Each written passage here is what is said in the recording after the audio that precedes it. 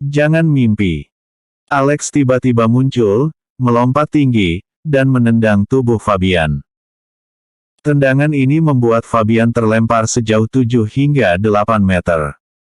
Pada saat yang sama, Alex membungkuk dan tiarap, melindungi Erika di bawah badannya. Friska dan Hengki bisa bela diri, mereka tahu bahwa granat itu sangat kuat, mereka juga tiarap bersama.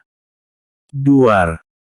Granat di tangan Fabian meledak, tetapi Alex tiba-tiba menendangnya dari samping.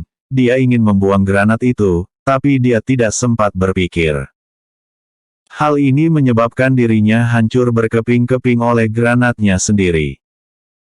Setelah Alex menyelamatkan situasi kritis, dia menarik napas panjang dan berjalan untuk memeriksa luka Friska dan Hengki. "Friska, kamu sepertinya diracuni," tanya Alex. Erika berkata, "Friska terluka demi melindungiku. Cepat selamatkan dia." Alex berkata, "Kita pulang dulu, kemudian aku akan memikirkan cara untuk menyembuhkan mereka." Saat ini, lampu polisi menyala, dan 2 mobil polisi melaju dari kejauhan. Erika menunjuk, "Nova datang."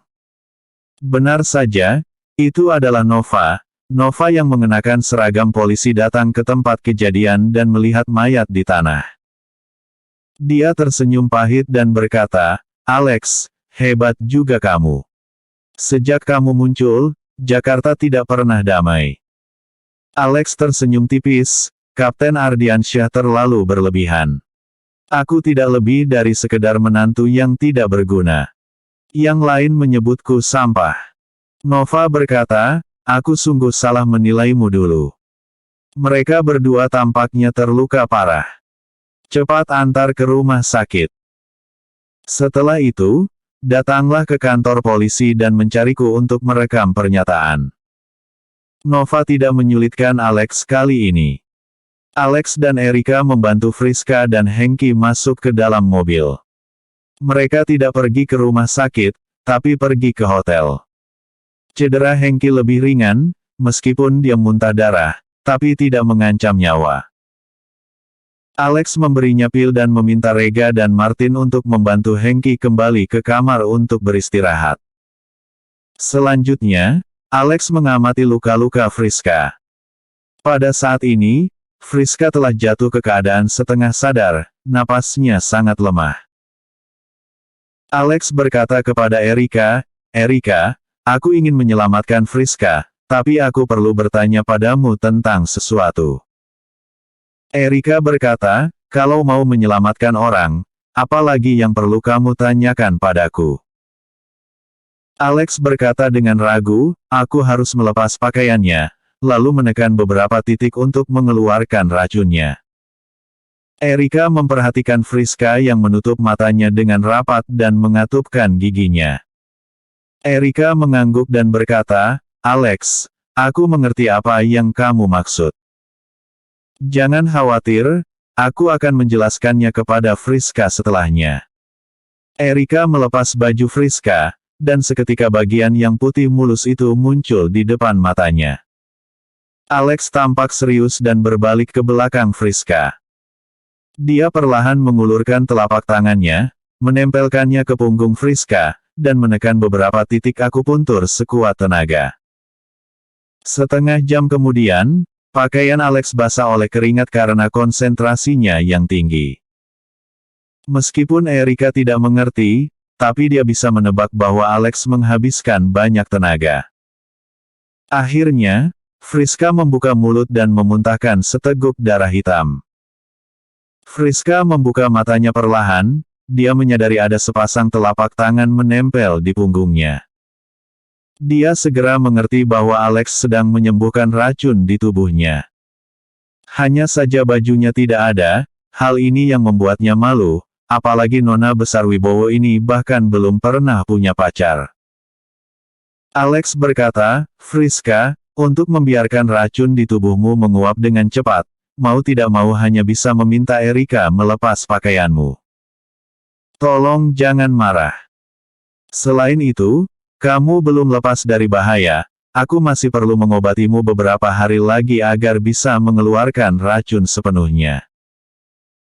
Friska mengangguk, aku mengerti, Alex, terima kasih telah mengobatiku. Setelah menempatkan Friska beristirahat di Hotel Emperor, Erika meminta Clara untuk melayani keperluan Friska. Dalam perjalanan kembali dari Hotel Emperor, Erika bertanya pada Alex, Alex, aku tidak menyangka situasi hari ini akan begitu berbahaya. Mungkinkah sekelompok orang itu suruhan Devan lagi?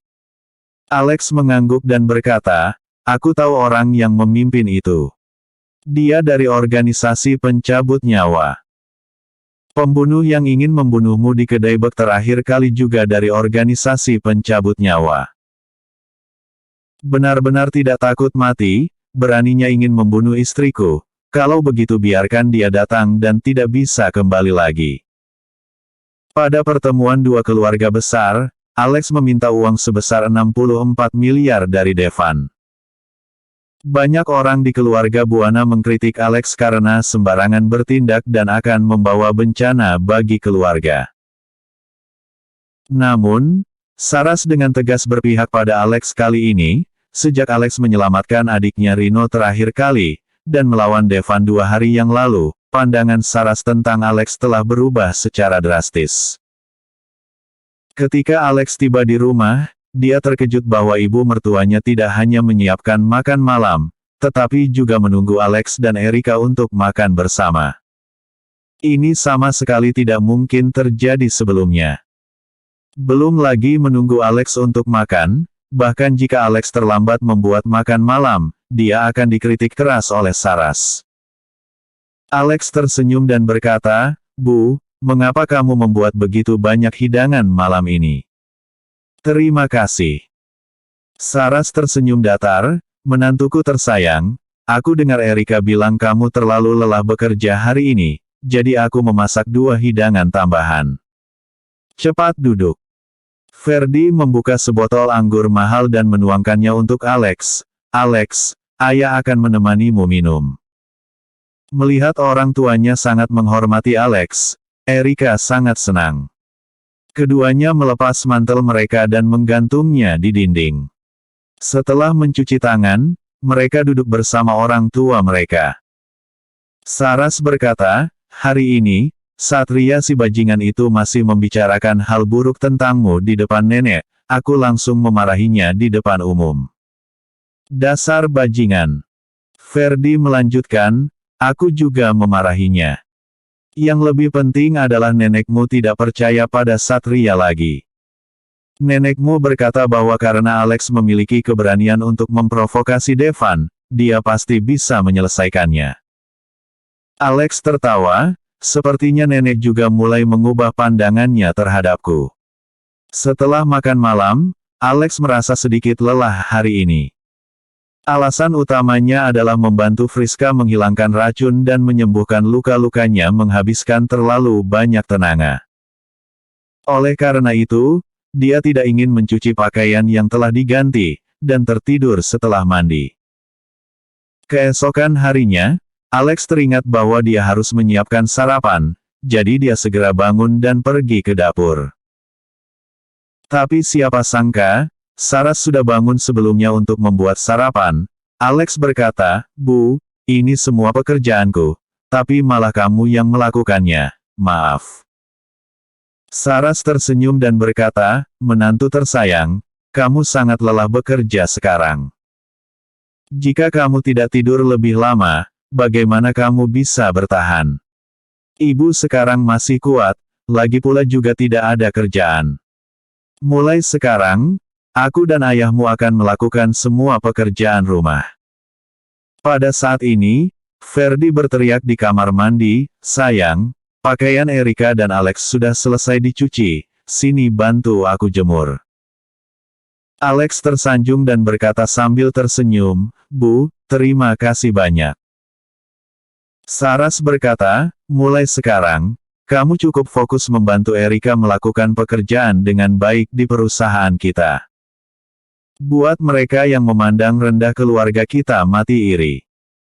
Suatu hari nanti, Ayahmu, aku dan nenekmu akan mati dengan tenang, jika bisa tinggal di villa mewah di Gunung Runju seperti yang kamu katakan. Alex berkata, baiklah, aku tidak akan mengecewakan kalian.